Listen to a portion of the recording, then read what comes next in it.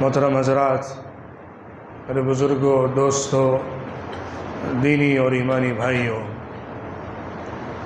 ہمارا یہ ماننا ہے، ہمارا یہ ایمان ہے کہ اللہ نے اس زمین کو سب سے پہلے انسانوں میں سے حضرت آدم علیہ السلام کو بھیج کر آباد فرمایا، جو کہ اس زمین کے سب سے پہلے انسان بھی تھے اور اس زمین پر سب سے پہلے اللہ کے نبی بھی تھے۔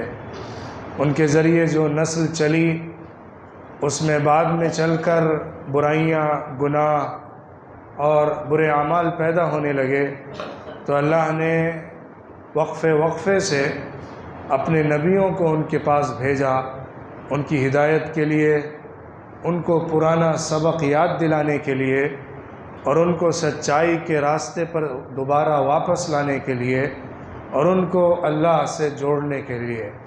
چنانچہ حضرت آدم علیہ السلام کے بعد بے شمار انبیاء آتے رہے۔ ایک بڑی تعداد ہے جن کا تذکرہ قرآن میں اللہ نے نام لے کر کیا ہے، لیکن اس سے کہیں زیادہ بڑی تعداد ہے جس کا اللہ نے نام نہیں لیا ہے، کیونکہ ان کے حالات نہ عربوں کو معلوم تھے، نہ عربوں کے باہر دوسرے لوگوں کو بہت صحیح سے معلوم تھے، اس لیے ان کا تذکرہ نام بنام قرآن پاک میں کرنا لوگوں کے لیے شبہ کا ذریعہ بن جاتا، یا لوگوں کے لیے ناواقفیت کا ذریعہ ہوتا کہ لوگ ان کو جانتے نہیں تھے، ان کے مقام کو جانتے نہیں تھے، تو پھر ان کے بارے میں شبہ میں پڑتے۔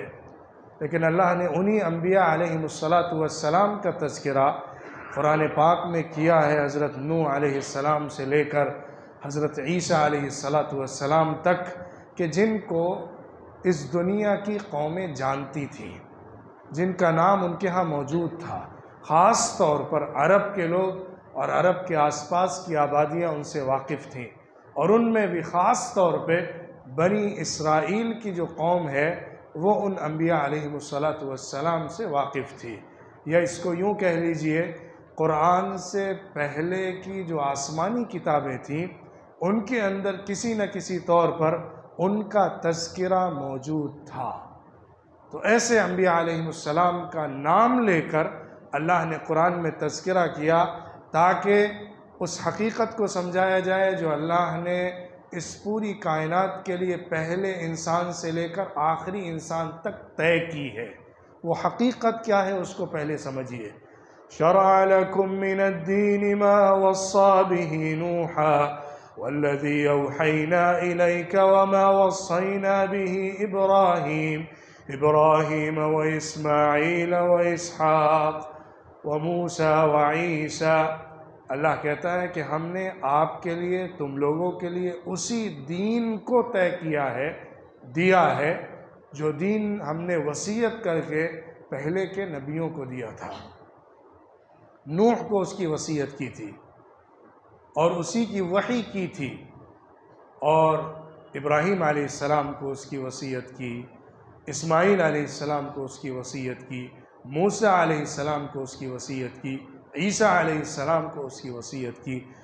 جو انبیاء بنی اسرائیل قوم سے پہلے کے ہیں، جن کا تذکرہ قرآن میں موجود ہے، ان میں پہلا نام حضرت نوح علیہ السلام کا ہے۔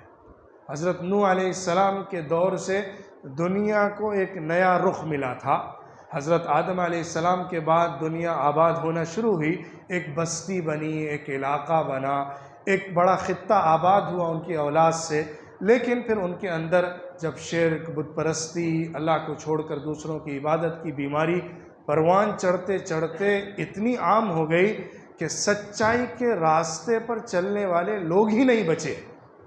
ایسے میں اللہ نے حضرت نوح علیہ السلام کو مبعوث فرمایا، جو اپنی قوم میں لمبے وقت تک کام کرتے رہے اور دوبارہ سے آدم کی اولاد کو آدم کے رب کی طرف بلاتے رہے، اپنے معبود کی طرف آواز دیتے رہے، لیکن لوگ اس طرف آتے نہیں تھے۔ 950 سال وہ قوم میں اللہ کی طرف بلانے کا کام کرتے رہے۔ مٹھی بھر جماعت، بہت چھوٹی سی تعداد اس آباد علاقے میں سے ان کے ہاتھ پر مسلمان ہوئی، جو کہ پوری دنیا کا ایک محدود آباد علاقہ تھا۔ ایسا نہیں تھا اس زمانے میں ملک بن گئے ہوں، کانٹیننٹس بنے ہوئے ہوں، انسانوں کی آبادیاں الگ الگ جگہوں پر پھیلی ہوئی ہوں۔ وہ ایک محدود چھوٹے سے خطے کے اندر بسنے والے لوگ تھے جو آدم کی اولاد تھے۔ ان میں ایک بڑی تعداد ایمان قبول نہیں کرتی ہے، چھوٹی سی تعداد حضرت نوح علیہ السلام کے ساتھ آ جاتی ہے۔ پھر اللہ کے عذاب کا فیصلہ ہوتا ہے۔ یہ عذاب جو بڑا عذاب ہوتا ہے اور اس پوری بستی کو ہلاک کرتا ہے۔ ظاہر ہے اس وقت کی پوری دنیا وہی بستی ہوتی ہے، ایسا نہیں ہے کہ وہ پوری زمین پر عذاب آتا ہے۔ وہ عذاب جو طوفان نوح کا عذاب ہے، ایسا نہیں ہے کہ وہ امریکہ سے لے کر چائنا تک اور مراکش سے لے کر دنیا کے افریقہ کے ملکوں سے لے کر رشیا کے دوسرے حصوں تک، ایسا نہیں ہے کہ پورے ارتھ کے اوپر وہ عذاب پھیلا ہوا تھا، بلکہ جس بستی کے اندر انسانوں کی آبادی تھی اور وہی پوری دنیا تھی، انسانوں کی دنیا وہی تھی، اس خطے پر ایک عمومی عذاب آیا تھا جس نے پوری قوم کو ہلاک کیا تھا، سوائے ان چند لوگوں کے جو نوح علیہ السلام کے ساتھ ایمان لائے ہوئے تھے اور بچے تھے۔ اس کے بعد پھر ان کی نسلوں سے دنیا آباد ہوئی۔ حضرت نوح علیہ السلام کی 3 یا 4 اولاد تھیں جن کے ذریعے سے نسل چلی ہے اور آگے کی طرف بڑھی ہے۔ یہ سلسلہ انبیاء کا پھر آتا رہا۔ اس کے بعد بھی انبیاء علیہ السلام آئے۔ قوم سمود کے اندر حضرت صالح علیہ السلام آئے۔ ان سے پہلے قوم عاد کے اندر حضرت ہود علیہ السلام آئے۔ حضرت ہود علیہ السلام کے بعد ہی حضرت صالح علیہ السلام قوم سمود میں آئے تھے، اور یہ سب مکہ مکرمہ اور عرب کی زمین کے آس پاس کے خطے ہیں۔ کوئی یمن کے بارڈر سے لگتا ہوا ہے، کوئی شام کی طرف تبوک کے علاقے میں آج کا جو ہے اس طرف کا خطہ ہے، صدوم کی سرزمین ہے، یا دوسرے خطے ہیں جو آج کی معلوم جزیرۃ العرب کے مختلف حصوں کے یا اس کے آس پاس کے خطے ہیں، جن کا تذکرہ قرآن پاک میں بطور نبی کے کیا گیا ہے۔ پھر اس کے بعد تفصیلی نام یا زیادہ نام ان انبیاء کے ہیں جو بنی اسرائیل کی قوم میں آئے، کیونکہ وہ قوم اس وقت ایک بڑی قوم کی حیثیت سے جانی جاتی تھی، اور انبیاء کے بڑے تسلسل کے ساتھ ایک بڑی قوم عرب کے اندر اور عرب کے باہر آباد تھی، جس کے پاس آسمانی کتاب تھی، جس کے پاس تورات اور انجیل تھی، اور ان کے پاس آسمانی ہونے کے دعوے کے ساتھ ساتھ دلیل بھی موجود تھی، اور ان کے ٹیکسٹ میں یا ان کے ٹیسٹامنٹس کے اندر انبیاء کے تذکرے موجود تھے۔ ان انبیاء کا اللہ نے نام لے لے کر ان کے واقعات کے ساتھ قرآن میں بے شمار جگہ پہ تذکرہ کیا ہے۔ ان سب کے سردار یا ان ساروں کا روٹ جہاں جا کر ملتا ہے حضرت ابراہیم علیہ السلام، ان کا تذکرہ زیادہ بڑے پیمانے پر اور سب کے اہم ترین نبی ہونے کی حیثیت سے، ابو الانبیاء کی حیثیت سے اللہ نے فرمایا ہے، اور ان کے ایک بیٹے اسماعیل علیہ السلام کا مختصر سا تذکرہ ہے۔ لیکن دوسری طرف حضرت اسحاق اور ان کی اولاد جو یعقوب علیہ السلام ہیں، ان کے بیٹے یوسف علیہ السلام ہیں، اس کے اوپر تو پوری سورت نازل ہوئی۔ پھر ان کے جو انبیاء آئے ان کا تفصیلی تذکرہ کیا گیا۔ پھر ان میں سے سب سے زیادہ تذکرہ قرآن پاک میں حضرت موسیٰ علیہ السلام کا کیا گیا، کیونکہ اس وقت کی دنیا میں جو سب سے زیادہ آسمان کی طرف نسبت رکھنے والی، آسمانی مذہب کہلانے والی قوم تھی، وہ یہودیوں کی قوم تھی۔ اس قوم کے جو اصل نبی تھے، اصل جن کی طرف وہ رجوع کرتے تھے، وہ حضرت موسیٰ علیہ السلام تھے، اور ان کی زندگی کے حالات اور ان کی زندگی کے اسٹیجز بہت حد تک حضور صلی اللہ علیہ وسلم کی زندگی سے ملتے جلتے تھے۔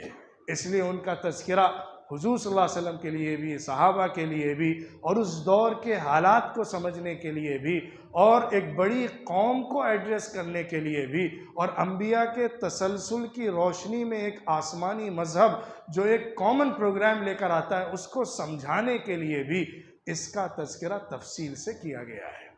اس کے علاوہ حضرت عیسیٰ علیہ السلام کے معجزات کا پہلو زیادہ دکھایا گیا ہے، کس طرح اللہ نے ان کو کرشمے عطا فرمائے، معجزات عطا فرمائے، ان کی پیدائش کا معاملہ کیا رہا، اور ان کی اخلاقی دعوت کیسے پھیلی، ان کے ساتھ اٹھنے والے اور ساتھ کھڑے ہونے والے لوگوں کا کیسے ان کے ساتھ عہد اور وعدہ تھا، اس کا تذکرہ قرآن میں آتا ہے، لیکن تفصیل سے ایک قوم کی حیثیت سے اسٹیج بائی اسٹیج ڈیولپ ہونے اور حالات کو فیس کرتے ہوئے ایک بڑے لیول تک آنے کے لیے جس قوم کا تذکرہ قرآن میں ہے وہ قوم بنی اسرائیل ہے، اور موسیٰ علیہ السلام کے حوالے سے تذکرہ ہے۔ یہ ساری باتیں قرآن پاک میں بتائی گئی ہیں کہ انبیاء کا تذکرہ اللہ رب العزت قرآن میں کئی مقصد سے کرتا ہے۔ حضور صلی اللہ علیہ وسلم کے دل کو ڈھارس باندھنے کے لیے، قوموں کے حالات کو بتا کر ان کو اسلام کی طرف دعوت دینے کے لیے، مسلمانوں کو مختلف حالات کے اندر مختلف نبیوں کے نمونے کو سامنے رکھ کر آگے کا راستہ طے کرنے کے لیے، اور اللہ کی جو شریعت جو مختلف دور میں انسانوں کی ہدایت کے لیے دی گئی ہے اس کو سمجھنے کے لیے، اور اللہ کا کامن پروگرام جو سارے نبیوں کو یکساں دیا گیا ہے اس سے اپنی لڑی کو جوڑنے کے لیے انبیاء کے تذکرے قرآن پاک میں موجود ہے۔ میں جو بات رکھنا چاہتا ہوں وہ یہ ہے کہ انبیاء کے اس تسلسل کے اندر جو اللہ کا دین ہے وہ یکساں رہا ہے۔ اللہ نے قرآن میں کہا کہ دین وہی ہے جو نوح کو دیا گیا، جو موسیٰ کو دیا گیا، جو عیسیٰ کو دیا گیا، جو ابراہیم کو دیا گیا، جو اسماعیل کو دیا گیا، اور دوسرے انبیاء علیہ السلام کو جو دین اللہ نے دیا وہی یہی ہے۔ اور وہ دین کیا ہے؟ الاسلام، ان الدین عند اللہ الاسلام۔ وہ دین اسلام رہا ہے۔ اسلام کوئی لفظ نہیں ہے، اسلام کوئی ورڈ نہیں ہے جو الاسلام کے ورڈ کے ساتھ ہی ہر نبی کے پاس ذکر کیا گیا ہوگا۔ ان کی زبانوں میں اس کا تذکرہ ہوگا، ان کی لینگویج میں اس کا تذکرہ ہوگا، لیکن وہ اپنے معنی میں ایک تھا۔ وہ معنی کیا ہے؟ پوری وفاداری کے ساتھ اللہ کے سامنے سرنڈر کر دینا، اپنے آپ کو اللہ کے سامنے پیش کر دینا، اللہ کی بتائی ہوئی باتوں کو ہی اصل ماننا، اللہ کے دیے گئے حکموں کو اپنی زندگی کا اصل، زندگی کا سرمایہ سمجھنا۔ یہ جو کانسیپٹ ہے کہ اللہ ایک ہے، اس کی بتائی ہوئی بات ہی برحق ہے، انسان کی رہنمائی کے لیے اللہ کا کمانڈمنٹ فائنل ہے، اس بات کو اسلام کہتے ہیں، اس کے سامنے جھک جانے کو اسلام کہتے ہیں۔ لیکن اللہ نے ایک اور بات طے فرمائی آخری نبی کی امت کے لیے کہ اس امت کا نام اسلام کے ساتھ جوڑ کر رکھا۔ باقی کا نام قوم عاد ہے، قوم سمود ہے، قوم نوح ہے، بنو اسرائیل ہے، اسرائیل کی اولاد، لیکن اس امت کا نام بنو محمد نہیں ہے، عرب نہیں ہے، بنو العرب نہیں ہے، ابراہیمیین نہیں ہے، محمدن نہیں ہے، بلکہ اس امت کا نام اللہ نے طے فرمایا هُوَ سَمَّاكُمُ الْمُسْلِمِينَ، اللہ نے تمہارا نام مسلمان رکھا ہے۔ کیونکہ ہمارا نام مسلمان ہے اور ہمارے دھرم کو اسلام مانا جاتا ہے، اس بنیاد پر دوسرے سارے نبیوں کی طرف جو دین کی نسبت کی جاتی ہے، اگر اس کو اسلام کہا جائے تو سمجھا جاتا ہے کہ اس آخری دھرم کے ماننے والوں کی بات کی جا رہی ہے، حالانکہ سارے نبیوں کا دھرم اسلام رہا ہے، اپنے کانسیپٹ اور میننگ کے اعتبار سے، اپنے پرنسپلز کے اعتبار سے، اس کی تعبیر الگ رہی، اس کی تشریح الگ طریقے پر کی گئی، اس کی زبانیں الگ الگ رہی ہیں، لیکن وہ سلسلہ ایک ہی رہا ہے، اور برابر وہ آخری نبی محمد مصطفیٰ صلی اللہ علیہ وسلم تک آیا ہے۔ اب اس کے بعد اگلی بات میں رکھنا چاہتا ہوں، اس کانسیپٹ کو سمجھنے کے بعد، انبیاء کے اس تسلسل کو پہچاننے کے بعد، اور قرآن میں جو انبیاء کے نام آئے ہیں اس کو جاننے کے بعد، اللہ نے ایک اور بات کہی ہے، لِكُلِّ قَوْمٍ ہَادٍ، ہر قوم کا ایک ہادی تھا، ہر قوم میں ہم نے رسول کو بھیجا تھا۔ ساری قوموں میں جیسے بنی اسرائیل میں ایک تسلسل سے نبی ہم کو ملتے ہیں نا، ایسا نہیں کہ دوسرے خطوں میں اس طرح نبی نہیں آئے ہوں گے، اللہ برابر نبیوں کو بھیجتا رہا، کوئی قوم کو خالی نہیں چھوڑا۔ مَا مِنْ أُمَّةٍ إِلَّا خَلَا فِيهَا نَذِيرٌ، کوئی امت ایسی نہیں بچی ہے جس میں اللہ نے آگاہ کرنے والا اور بتانے والا نہ بھیجا ہو، کوئی قوم نہیں بچی ہے دھرتی کی۔ اللہ نے ہر قوم کی گائیڈنس کے لیے ان میں انبیاء بھیجے ہیں اور برابر آتے رہے ہیں جو اللہ کی طرف بلاتے رہے. لیکن جیسا کہ تمام قوموں کے ساتھ ہوا، عربوں کے ساتھ ہوا کہ وہ اپنے نبی کے زمانے سے دور ہونے کے بعد ان کی دعوت اور ان کی توحید کو بلا کر شرک اور دوسرے راستوں میں پڑ جاتے ہیں، جس کی وجہ سے اصل مشن سے کھو جاتے ہیں. اسی لیے اللہ نے اس امت کو مشن سے جوڑ دیا، نام سے نہیں جوڑا. یہ امت مشن کی امت ہے، دعوت کی امت ہے، اللہ کی طرف بلانے کی امت ہے، توحید پر قائم رہنے کی امت ہے. تمام انبیاء کی وراثت کو سنبھال کر دنیا میں پہنچانے والی امت ہے. اس بنیاد پر اللہ نے ہم کو خیر امت کا لقب عطا فرمایا. انبیاء کا یہ تسلسل چلتا رہا. پھر اخیر میں وہ دور آیا جب اللہ کا فیصلہ یہ ہوا کہ سارے انبیاء کے اس تسلسل کو اب ختم کر دیا جائے. اب انبیاء کا یہ جو تسلسل چلتا آ رہا تھا اس کو تمام کر دیا جائے، اس سلسلے کو اب روک دیا جائے. اب اس کے بعد مزید نبی کو بھیجنے کی ضرورت نہ رکھی جائے. تو اللہ نے حضرت محمد مصطفیٰ صلی اللہ علیہ وسلم کو مبعوث فرمایا اور قرآن میں صاف اعلان کر دیا ما كان محمد ابا احد من رجالکم ولکن رسول اللہ وخاتم النبیین. محمد اللہ کے رسول جو ہیں وہ تم میں سے کسی بھی مرد کے باپ نہیں ہیں، ان کی کوئی نرینہ اولاد نہیں ہے. یہ اللہ کا فیصلہ تھا. اس آیت سے بھی معلوم ہوتا ہے یہ کوئی انسیڈنٹ نہیں تھا. اللہ نے جان بوجھ کر یہ فیصلہ کیا ہوا تھا کہ محمد صلی اللہ علیہ وسلم کی کوئی نرینہ اولاد نہیں رہے گی. اللہ نے ان کو بیٹیاں دی جس سے ان کی نسل چلی، لیکن اللہ نے ان کو کوئی بیٹا آگے نسل بڑھانے کے لیے نہیں دیا. بیٹا ہوا، انتقال ہو گیا. 2 بیٹے حضور صلی اللہ علیہ وسلم کو ملے، لیکن حضور کی زندگی میں ہی اور بچپن میں ہی ان کے انتقال ہو گیا، اور اس کے بعد حضور صلی اللہ علیہ وسلم کی نسل اپنی بیٹیوں سے چلی ہے. تو اللہ کا یہ فیصلہ تھا کہ مردوں میں سے کسی کے باپ نہیں ہے. لیکن وہ کیا ہیں اس کو سمجھانے کے لیے اللہ نے 2 تعبیرات استعمال کی. ایک تو کہا اللہ کے رسول ہیں. قرآن میں اللہ بہت سارے رسولوں کا تذکرہ کرتا ہے.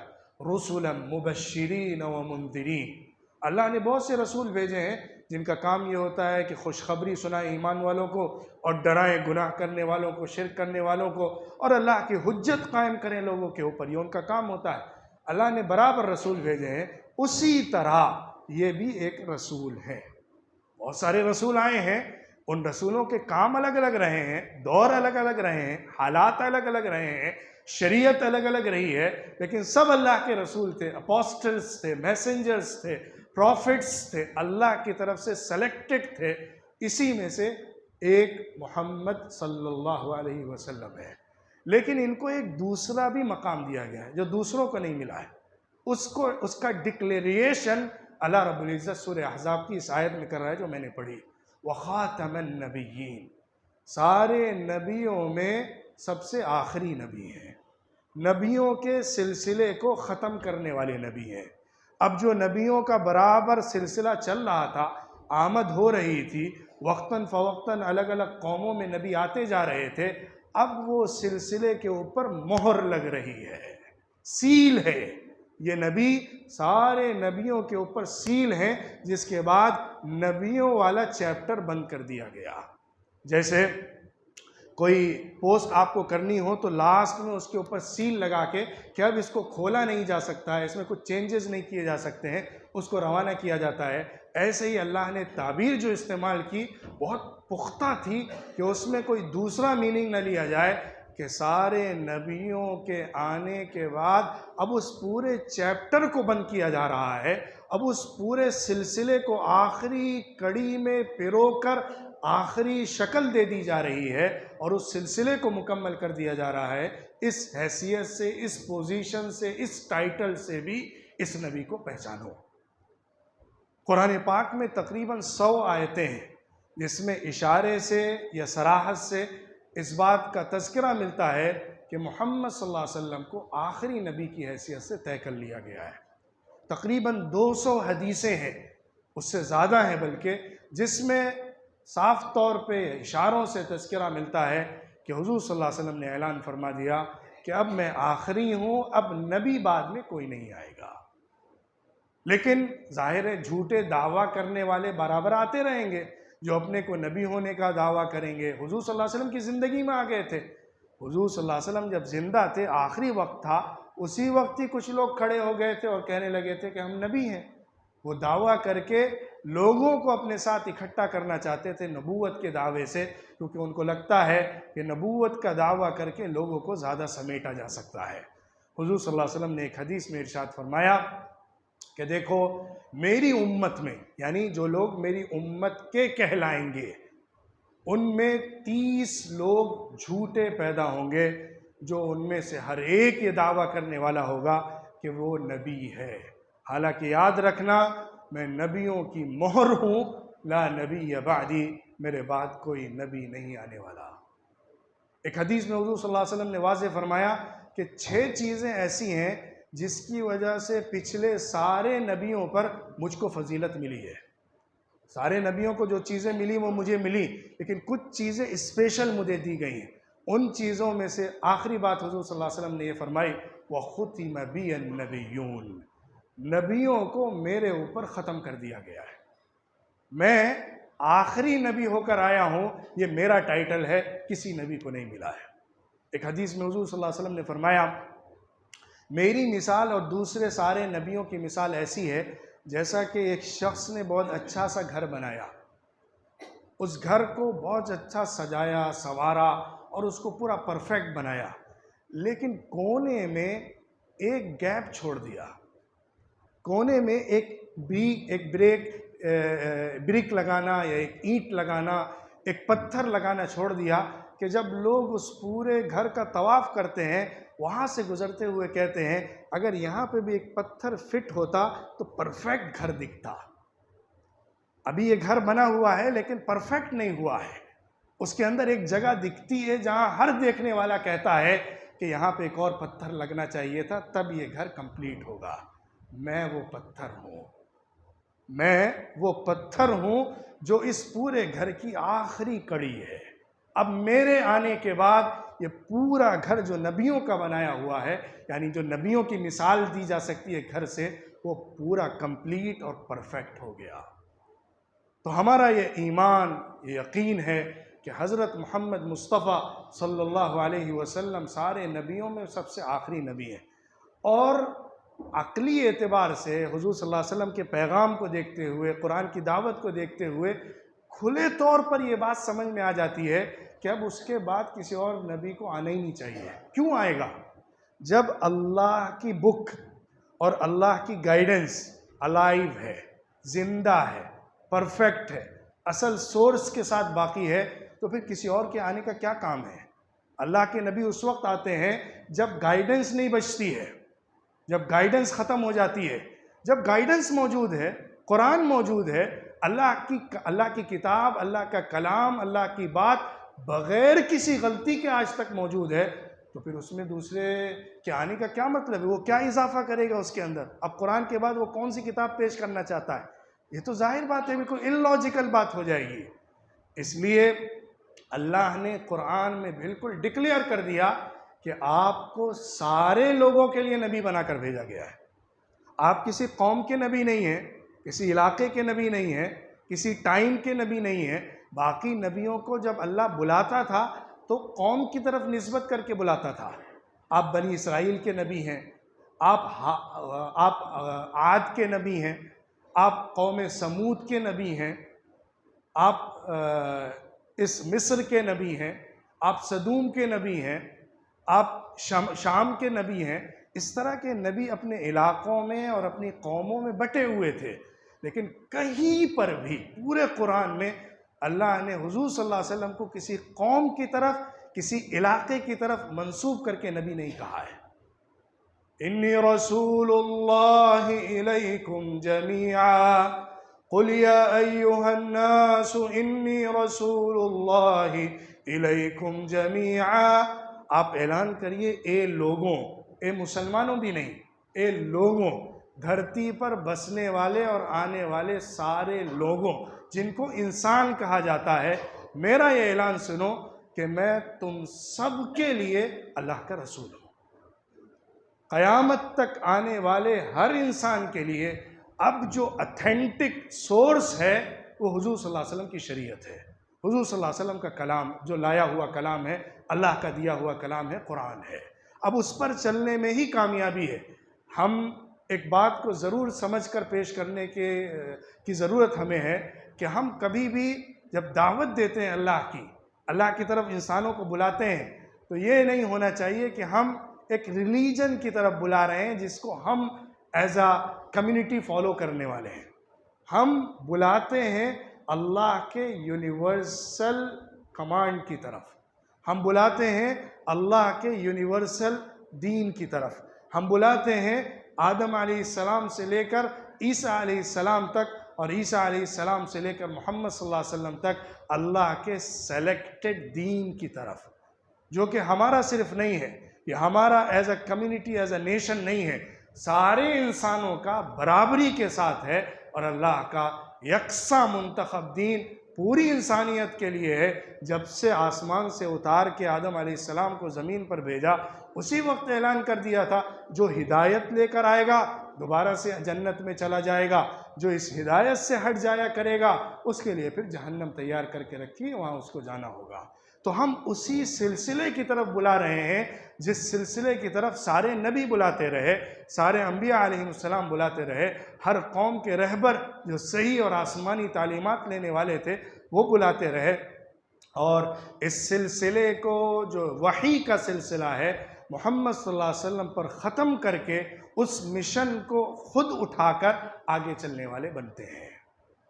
حضور صلی اللہ علیہ وسلم نے ایک حدیث میں فرمایا، میری امت کے علماء بنی اسرائیل کے انبیاء کی طرح ہیں۔ بنو اسرائیل قوم میں جس طرح سے انبیاء آتے تھے، ایک نبی گیا اس کے بعد دوسرا نبی سلیکٹ ہو جاتا تھا، ایک نبی گیا اس کے بعد دوسرے نبی کو ذمہ داری دے دی جاتی تھی قوم کو ہدایت دینے کی، رہنمائی دینے کی، اس کے سامنے تورات ہوتی تھی، ان سب کی شریعت تورات تھی، وحی آتی تھی، لیکن شریعت جو چلتی تھی وہ موسیٰ علیہ السلام والی شریعت چلتی تھی، وہ لوگ اس کو آگے تشریح کر کے بیان کیا کرتے تھے۔ ایسے ہی محمد صلی اللہ علیہ وسلم کی امت کے علماء کی ذمہ داری ہے کہ وہ لوگوں کو صحیح ہدایت کے راستے پر بلاتے رہیں، امر بالمعروف اور نہی عن المنکر کا فریضہ انجام دیتے رہیں۔ اس لیے اب دوبارہ حضور صلی اللہ علیہ وسلم کے بعد کسی نبی کا آنا بے مطلب ہے، بے فائدہ ہے، بے معنی ہے۔ قرآن کے ڈکلیریشن اور حضور صلی اللہ علیہ وسلم کی تعلیمات کے خلاف تو ہے ہی، اس کے علاوہ کسی اعتبار سے بھی سوٹیبل نہیں لگتا کہ اس یونیورسل دین کے آنے کے بعد جو اپنی تمام تفصیلات کے ساتھ انسانوں کے لیے ڈکلیئر کر کے دے دیا گیا ہے، کسی اور نبی کے ذریعے اس کو کچھ اور آگے بڑھایا جائے گا۔ اللہ رب العزت ہمیں قرآن کی تعلیمات اور حضور صلی اللہ علیہ وسلم کی تعلیمات کو لے کر صحیح دین کی تشریح اور دین کی تبلیغ اور دعوت کا فریضہ انجام دینے والا بنائے۔ وآخر دعوانا ان الحمد للہ رب العالمین۔